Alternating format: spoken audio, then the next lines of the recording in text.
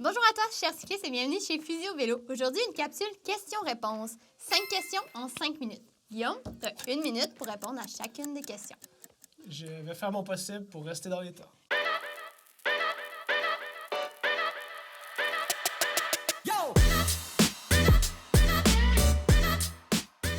Excellent.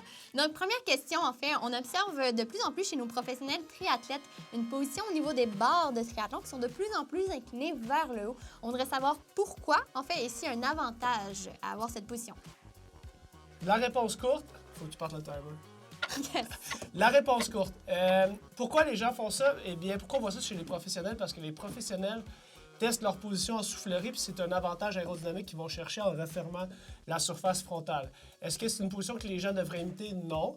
On a vu des positions comme le tigre, le Français, qui avait une position tellement relevée qu'il n'arrivait même pas à faire une ligne droite lorsqu'il pilotait son vélo en triathlon. Donc, pourquoi les gens font ça? C'est pour la recherche d'aérodynamisme. Est-ce que nos amateurs cyclistes qui font juste du Zwift et qui ont de la misère à piloter leur vélo devraient le faire? La réponse, c'est non. Excellent. 33 secondes! Yes. Je gagne combien? 5 piastres? OK, prochaine question. Excellent. L'autre question est un peu plus étrange. En fait, on voudrait savoir si pour quelqu'un qui a des grands pieds, on parlait de 48,5 dans la question, c'est vraiment des grands pieds, est-ce que ça joue en fait sur la hauteur ou le recul de selle? Bien, c'est sûr que si ses pieds ont grandi récemment, oui. Mais la réponse est que finalement, lorsqu'on va positionner le pied, la cale par rapport au soulier, on va se fier à notre ligne de métatarse. Donc, c'est sûr qu'après ça, on va positionner la cale au bon endroit. Puis plus on recule la cale, donc plus on avance le pied, plus la selle va descendre pour garder notre 30-40 degrés au genou. Plus on avance la cale, plus le pied recule, plus on devra monter la selle pour garder le même angle au genou. Le plus gros problème lorsqu'on a des longs pieds, c'est de trouver des chaussures en magasin. C'est surtout que vous allez avoir un toe overlap. Fait que des fois, quand vous avez un grand pied, la roue d'en avant peut venir à côté sur la chaussure. Puis ça, il faut faire attention quand on a des grands pieds.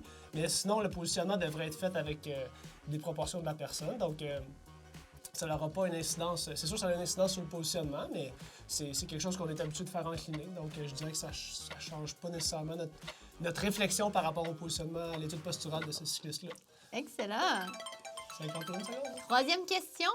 Le calcul de mesure, en fait, qu'on utilise pour déterminer la hauteur de selle lorsqu'on prend la mesure de l'entrejambe multipliée par 0,885.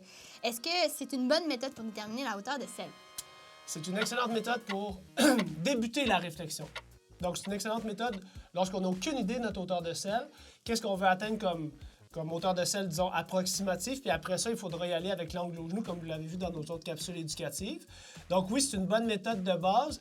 Je dirais que si je ne me trompe pas, en général, cette méthode-là va surestimer la hauteur de selle. Donc les gens qui ont fait ça vont se retrouver en général un peu trop haut, avoir la jambe un peu trop étendue, puis avec le pied un peu trop en flexion plantaire. C'est une excellente méthode, c'est un excellent point de départ. Je le dis assez souvent dans les capsules. Excellent, parti ça. le chrono. Ben Tu non, gagnes? je sais. Je pense que j'ai gagné. Je pense que c'était bon, OK. définitivement. Prochaine question. On parle de largeur de guidon. En fait, pour la quatrième question, on a quelqu'un qui voudrait savoir, au niveau de son guidon de route, il roule présentement un 40 cm. Et il voulait savoir, est-ce que la largeur pour son guidon de gravel devrait être la même chose? OK. Donc, le chrono. Le chrono.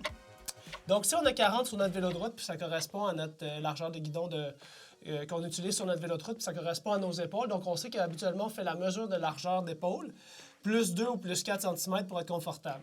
Si on s'en va sur le gravel, il faut réfléchir que ce qu'on veut en faisant une pratique de gravel, c'est un peu plus de stabilité parce qu'on va se promener sur des routes qui sont un peu plus chaotiques, des routes plus difficiles, des situations de pilotage qui sont plus difficiles. Donc, ce qu'on veut, c'est peut-être augmenter un peu la largeur. Le gros problème avec la largeur au niveau des guidons de gravel, c'est le flare-out, c'est la quantité d'évasement du guidon. Dans certains cas, si je pense au guidon salsa, les salsas sont tellement évasés que la position des cocottes devient extrêmement particulière, puis le reach pour les freins au niveau de la sécurité devient problématique. Donc, oui, on peut aller chercher un petit peu plus large, mais il faut faire attention de ne pas avoir un guidon qui est évasé, flaré à plus que 4 cm. 59 secondes, j'ai réussi. C'est là.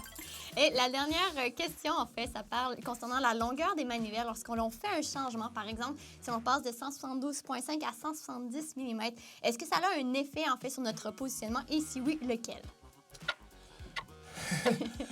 Là, on parle de 2,5 mm, donc 2,5 mm de différence dans le bas de la pédale versus et aussi dans le haut. Donc, effectivement, on va peut-être devoir remonter très légèrement la selle. Est-ce qu'on va la remonter de 2,5? C'est une bonne question. Nous, on fait le positionnement par rapport à l'angle au genou ici, donc on va toujours aller prendre notre mesure d'angle au genou. Est-ce que ça va améliorer beaucoup de choses de changer de 2,5? Souvent, c'est peut-être pas suffisant pour faire une bonne différence, par exemple, chez nos cyclistes, chez lesquels ils ont une restriction de mobilité à la hanche, puis qu'on veut améliorer la biomécanique de pédalage, faciliter leur pédalage, il va falloir au moins faire une différence de 5, 7,5 mm, peut-être 10 mm de différence de longueur de crank pour vraiment avoir une bonne incidence sur l'apparition des blessures à la hanche. Donc, je dirais que 2,5, ça ne sera vraiment pas une grosse différence, mais changer la longueur de crank de manière significative, disons au-delà de 7,5 mm, là, oui, on a une incidence directe, puis ça peut faciliter l'aérodynamisme et la prévention des blessures chez les cyclistes. Excellent. Good. Eh bien, c'était tout pour nos 5 questions aujourd'hui. En fait, défi relevé pour Guillaume. On a eu des réponses succinctes en moins de 1 minute pour la plupart. Si vous avez apprécié, bien, sachez qu'on utilise vos questions que vous nous envoyez en message privé ou dans les commentaires. Donc, n'hésitez pas à mettre vos questions spécifiques de Bike Fit. J'aime être mis au défi. J'étais très excité de savoir que j'avais 5 minutes pour répondre à 5 questions dont je ne connaissais pas, le sujet. Donc, merci à vous, chers cyclistes. N'oubliez pas de vous abonner à notre page Physio Vélo, que ce soit sur YouTube, Instagram et Facebook. Un grand merci de nous suivre. À bientôt! À bientôt! Ciao!